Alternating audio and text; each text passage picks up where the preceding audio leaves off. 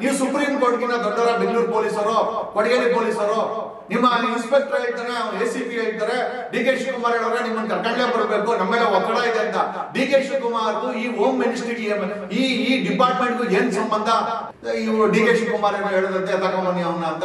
ಇನ್ DK Shivakumar ಏನು ಈ ನನ್ನನ್ನ ಈ ಫಿಲಂ ಇಂಡಸ್ಟ್ರಿ ತರ ಏನೋ ನಟು ಬೋಲ್ಟ್ ಅನ್ಕೊಂಡ್ಬಿಟ್ಟವನ, ನನಗೆ ಗೊತ್ತಾಗ್ತಾ ಇಲ್ಲ. ಕೇಳಿದ್ರೆ ನಾನು ಹಳ್ಳಿ ಅವನು ಅಂತಾನೆ. ಮೊನ್ನೆ ನೋಡಿದ್ರೆ ಮಹೇಶ್ ತಿಮ್ರೋಡಿಗೆ ಒದ್ದೆ ತಾಕೊಂಬನ್ನಿ ಅಂತ, ಅಸಾಲ್ಟ್ ಮಾಡಿ ಅಂತ ಒಬ್ಬ ಹೇಳಿದ್ರೆ ಇದನ್ ಮೇಲೆ FIR ಹಾಕ್ಬೇಕಲ್ಲ. ಈಗ ನಾವು ಒಬ್ಬ ಡೆಪ್ಯೂಟಿ CM ಆಗಿ ಒಂದು ಒಳಗಾಕಿ, ನಾನೇ ಒಳಗಾಕಿ ಅಂತ ಹೇಳಕ್ ನಿನ್ ಕೆಪಾಸಿಟಿನೇ ಇಲ್ಲ. ಬಿಕಾಸ್ ಇವಾಗ ನಾಟೆ ಹೋಮ್ ಮಿನಿಸ್ಟರ್ ಆ ಕಾಂಗ್ರೆಸ್ ನ ಸಾಯಿಸ್ಕೊಂಡು, ಕಾಂಗ್ರೆಸ್ ಅವರು ಒಂದು ಗುಂಪು ಮಾಡ್ಕೊಂಡು, ವಿಜಿ ಜೊತೆ ಸೇರ್ಕೊಂಡು, ಆ ಎಡ್ಡಿ ಮಗನು ಆ ಯಡಿಯೂರಪ್ಪನ ಮೇಲೆ ಪೋಸ್ಕೋ ಕೇಸ್ ಇದೆ, ಅವನ ಜೊತೆ ಸೇರ್ಕೊಂಡು ಅಲ್ಲಿ ಧರ್ಮಸ್ಥಳಕ್ಕೆ ಕಳಿಸಿ, ಅಲ್ಲಿ ಗಲಾಟೆಗಳು ಮಾಡಿಸಿ, ಆಮೇಲೆ ಪ್ರಸಾದ್ ಇದ್ರ ಮೇಲೆ ಏನೋ ಗ್ಯಾಂಗ್ ಮೇಲೆ ಗ್ಯಾಂಗ್ ಅಲ್ಲಿ ಕಳಿಸಿ, ಅಲ್ಲಿ ಆ SIT ನ ಹಾಳು ಮಾಡಿ, ಸರ್ ಏನೇನ್ ಮಾಡ್ತಾನೆ DK ಶಿವಕುಮಾರ್ ನನಗಂತೂ ಗೊತ್ತಾಗ್ತಾ ಇಲ್ಲ. ನಮಸ್ತೆ. ಮೊನ್ನೆ ಮನೆ ಹತ್ರ ಎಲ್ಲ ಪೊಲೀಸ್ ಬಂದು ನಿಮ್ಮನ್ನ ಕರ್ಕೊಂಡು ಹೋಗಿದ್ರು, ಯಾವ ರೀಸನ್ಗೆ ಸರ್ ಅದು? ಅವ್ರು ಬಂದಿದ್ದು ಡಿಸೈನ್ ಎಲ್ಲ ನೋಡ್ಬಿಟ್ರೆ 100 ಜನ ಪೊಲೀಸ್ ಇಟ್ಕೊಂಡು ನಾನು ಯಾವ್ದೋ ಟೆರರಿಸ್ಟ್ ವಿಧಾನಸೌಧಕ್ಕೆ ಬಾಂಬ್ ಗೇಮ್ ಇಟ್ಬಿಟ್ರೇನೋ, ಅಥವಾ ಯಾವ್ದಾದ್ರು 106 ಜನ ಹೆಣ್ಮಕ್ಳನ್ನ ಕೊಲೆ ಮಾಡಿ ಅತ್ಯಾಚಾರ ಮಾಡಿದ ರೀತಿನಲ್ಲಿ ಬಂದು ಪ್ರಪೋಸಲ್ ಕೊಟ್ರು. ನೀವೆಲ್ಲ ನೋಡಿರ್ಬೇಕು ಅದನ್ನ. ಏನಿಲ್ಲ ಸರ್, ಅದು ಯಾವ್ದೋ ಒಂದು ಈ ಬಸವನಗೌಡ ಪಾಟೀಲ್ ಎತ್ಕೊಂಡ ಅವ್ರಿಗೆ ನೀನು ಅನ್ಯ ಧರ್ಮದ ಹೆಣ್ಮಕ್ಳ ಕರ್ಕೊಂಡ್ ಮದುವೆ ಮಾಡ್ಕೊಳಪ್ಪ, ಇದು ಕೊಟ್ಟಿದ್ದನ್ನ ನೋವಾಗಿದೆ ಅಂತ ಯಾರೋ ಒಂದು ಸುಳ್ಳು ಕಂಪ್ಲೇಂಟ್ ಕೊಟ್ಟಲ್ಲಿ ಅದ್ರ ಮೇಲೆ FIR ಆಗಿ 2 ಸೆಕ್ಷನ್ ಹಾಕಿರ್ತಾರೆ. 2 ಸೆಕ್ಷನ್, ಒಂದು section 3 years imprisonment or fine, ಅಥವಾ ಇನ್ನೊಂದು 3 years. So less then 7 years as per Arnesh Kumar versus state of Bihar Supreme Court ಒಂದು ಗೈಡ್ಲೈನ್ಸ್ ಮಾಡ್ಬಿಟ್ಟಿದೆ. ಸುಮ್ಮನೆ 7 ವರ್ಷಕ್ಕಿಂತ ಕಡಿಮೆ ಇರುವಂತ ಯಾವುದೇ ಅಫೆನ್ಸ್ ನನಗೆ ಅಂತಲ್ಲ, ಇದು ಕರ್ನಾಟಕದಲ್ಲಿ ಇಂಡಿಯಾದಲ್ಲಿ ಯಾರೇ ಆಗಿರ್ಬೋದು, Arnesh Kumar versus Union of India ಪ್ರಕಾರ 7 ವರ್ಷಕ್ಕಿಂತ ಕಡಿಮೆ ನಿಮ್ಗೆ ಆ ಒಂದು FIR ಅಲ್ಲಿ ಸೆಕ್ಷನ್ ಇತ್ತು ಅಂತಂದ್ರೆ ನಿಮ್ಗೆ ಅರೆಸ್ಟ್ ಮಾಡಕ್ಕೆ ಪ್ರಾವಿಷನ್ ಇಲ್ಲ.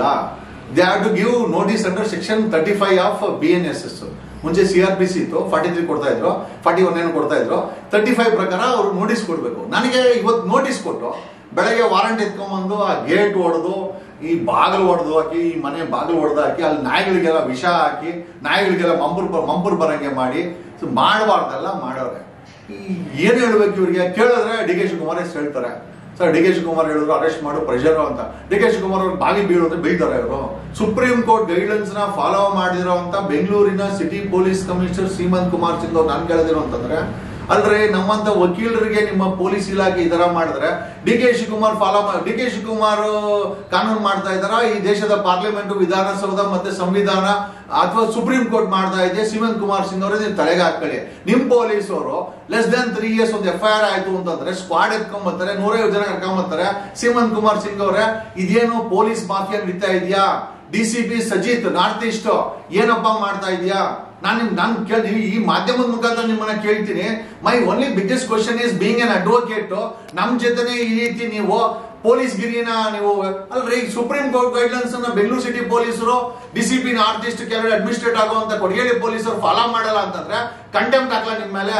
ಏನೋ ಶ್ರೀಮಂತ್ ಕುಮಾರ್ ಸಿಂಗ್ ಅನ್ನ DCP ನಾರ್ತ್ ಈಸ್ಟ್ ಪಾರ್ಟಿ ಮಾಡಿ, ACP ಯಲಹಂಕನ ಪಾರ್ಟಿ ಮಾಡಿ, ನಮ್ಮನೆಗೆ ನೀವು ನೆನ್ನೆ ಸರ್ಚ್ ವಾರೆಂಟ್ ಎತ್ಕೊಂಡ್ಬಂದು ನ್ಯಾಯಾಲಯವನ್ನ ಮಿಸ್ಗೈಡ್ ಮಾಡಿ ಸುಳ್ಳು ಸರ್ಚ್ ವಾರೆಂಟ್, ಸುಳ್ಳು ಹೇಳಿ ಅಲ್ಲಿ ಸರ್ಚ್ ವಾರೆಂಟ್ ಇಸ್ಕೊಂಡ್ಬಂದು ಮನೆಗೆ ನುಗ್ಗಿ ಬಾಗಿಲು ಹೊಡೆದಾಕಿ, ಗೇಟ್ ಹೊಡೆದಾಕಿ, ಅಲ್ಲಿರೋ ನಾಯಿಗಳಿಗೆಲ್ಲ ಸೆಡೆಟಿವ್ಸ್ ಹಾಕಿ ಒಂದು ನಾಯಿ ಸತ್ತೋಗಿದೆ.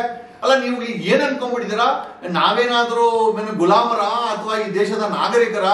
ನಮ್ಗಳ ಜೊತೆ ನೀವು ಈ ತರ ಮಾಡಿದ್ರೆ ಸುಪ್ರೀಂ ಕೋರ್ಟ್ ಗೈಡ್ಲೈನ್ಸ್ ಫಾಲೋ ಮಾಡಲ್ಲ ಅಂತಂದ್ರೆ ನೀವು ಸುಪ್ರೀಂ ಕೋರ್ಟ್ಗಿನ ದೊಡ್ಡವರ ಬೆಂಗಳೂರು ಪೊಲೀಸರು, ಕೊಡಗೇರಿ ಪೊಲೀಸರು, ನಿಮ್ಮ ಇನ್ಸ್ಪೆಕ್ಟರ್ ಹೇಳ್ತಾರೆ, ACP ಹೇಳ್ತಾರೆ, DK ಶಿವಕುಮಾರ್ ಹೇಳೋರೆ ನಿಮ್ಮನ್ನ ಕರ್ಕೊಂಡೇ ಬರಬೇಕು, ನಮ್ಮೆಲ್ಲ ಒತ್ತಡ ಇದೆ ಅಂತ.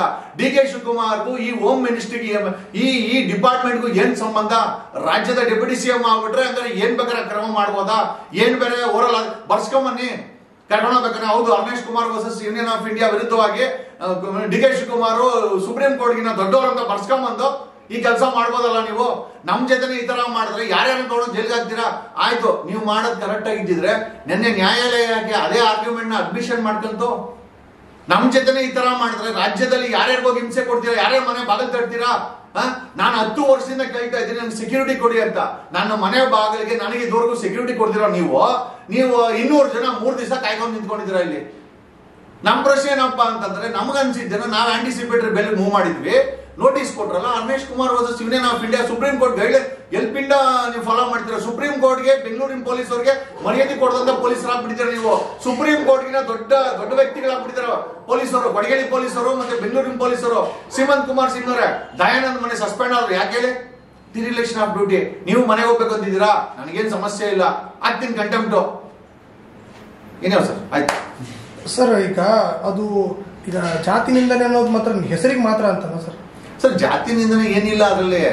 ಯಾರೋ ಒಬ್ಬ ದಲಿತ ಸಂಘರ್ಷ ಸಮಿತಿ ಯಾರೋ ಒಬ್ರು ಕಂಪ್ಲೇಂಟ್ ಕೊಟ್ಟಿರೋದು. ನಾನ್ ನೋಡಿ ಸರ್ ನಮ್ಮ 12ನೇ ಶತಮಾನದಲ್ಲಿ ಬಸವಣ್ಣ ಹೇಳೋದು, ನೋಡಪ್ಪ ನೀನ್ ನಮ್ಮವ ಅಂದಂಗೆ ಜಾತಿ ಧರ್ಮನ ಬಿಟ್ಟು ಈಗ ಆಯಪ್ಪ ಹೇಳ್ದ 5 ಲಕ್ಷ ಕೊಡ್ತೀವಿ ಅಂತ. ನಾನು ಹೇಳ್ದೆ ಈಗ ಯಾರೋ ಒಂದಿಬ್ರು ಧರ್ಮದವ್ರು ಮಾಡ್ಕೊಳ್ಳ, ನೀನ್ ಹೇಳಿದ್ರೆ ನೀನ್ ಬೇರೆಯವ್ರು ಹೇಳ್ತೀಯಲ್ಲ ಅದೇ ಧರ್ಮದವ್ರು ನೀನು ಮಾಡ್ಕ ಅಂತ ಹೇಳಿ ನಾನು ಹೇಳ್ಬಿಟ್ರೆ ಸರ್ ನಾವು ನಿಂದನೆ ಏನ್ ಮಾಡಿದ್ವಿ ಇಲ್ಲಿ?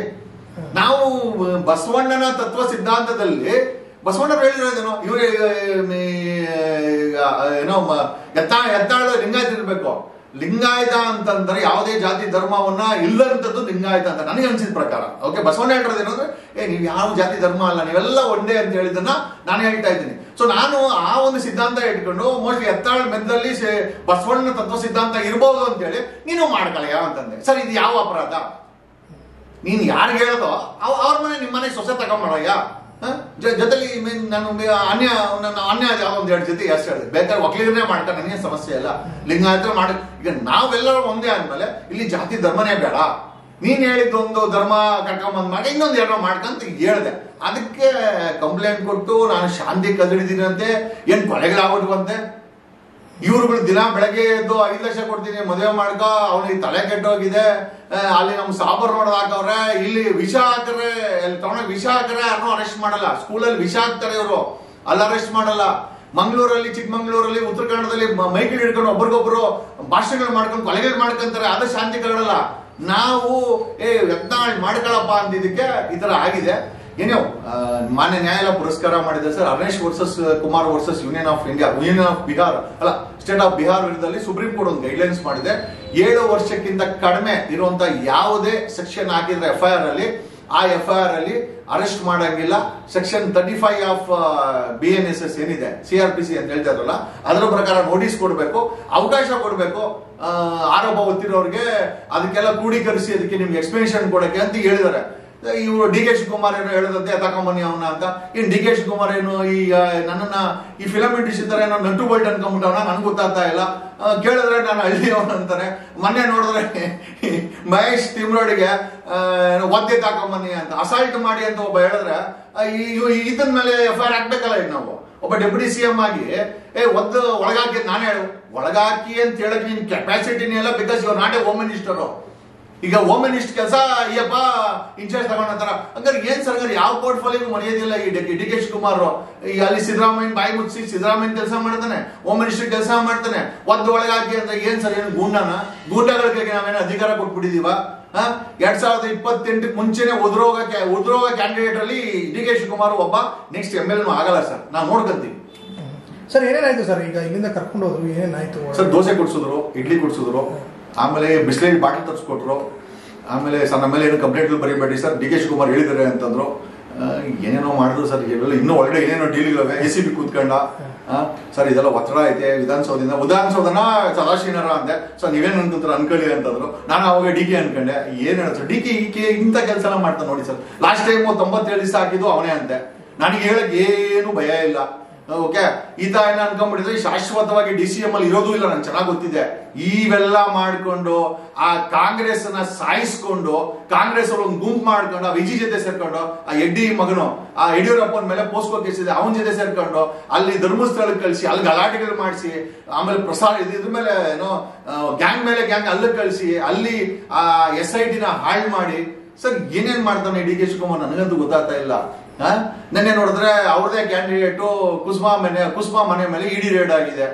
ಯಾರೋ ಹೇಳ್ತಾರೆ ಬಿಡಿಯಿಂದ ದಿನ ಏನೋ ಹೋಗುತ್ತಂತೆ. ಏನು ಅಂತ ಕೇಳ್ಬೇಕು DK ಶಿವಕುಮಾರ್ಗೆ. ದಿನ ಬೆಳಗ್ಗೆ ಪ್ರತಿದಿನ ಇಡೀ ಇದು ಏನೋ ಬಿಡಿಯಿಂದ ಏನೋ ಓದ್ತಾ ಇದೆ ಅಂತೆ ಕುಸ್ಮಾ ಮನೆಗೆ. ಏನು ಅಂತ ಅವ್ರಿಗೆ ಹೇಳ್ಬೇಕು ನಮ್ಗೆ. ಅದಕ್ಕೋಸ್ಕರ ಅಲ್ಲ ಸರ್, 2 ಸತಿ ಸೋತಿರೋ ಮನೆ ಕ್ಯಾಂಡಿಡೇಟ್ಗೆ, ಕಾಂಗ್ರೆಸ್ ಕ್ಯಾಂಡಿಡೇಟ್ ಮನೆಗೆ ED ರೇಡ್ ಮಾಡ್ತಾರೆ ಅಂತಂದ್ರೆ ಇದು ನಿಜವಾಗ್ಲೂ ಸೀರಿಯಸ್ ಆದ ಇಶ್ಯೂನ ಅಥವಾ ತಮಾಷೆ ಇದ್ದು ನೀವೇ ಎಷ್ಟೇ ಮಾಡಿ. ಆಮೇಲೆ ಇವನ ಈ ಕುಸ್ಮಾ ಸೋದರನ ಕಾಂಟ್ಯಾಕ್ಟು ಅವನ ಯಾರವನು ಪಮ್ಮಿನೇ ಯಾರವನು ಪಪ್ಪಿ ಪಪ್ಪಿ ಏನ್ ಹೆಸರು ಇದು ದೊಡ್ಡಣ್ಣ ಎಂತ ಹಳಿ ನೋಡ್ಕೊಂಡ್ ಬಂದಯ್ಯ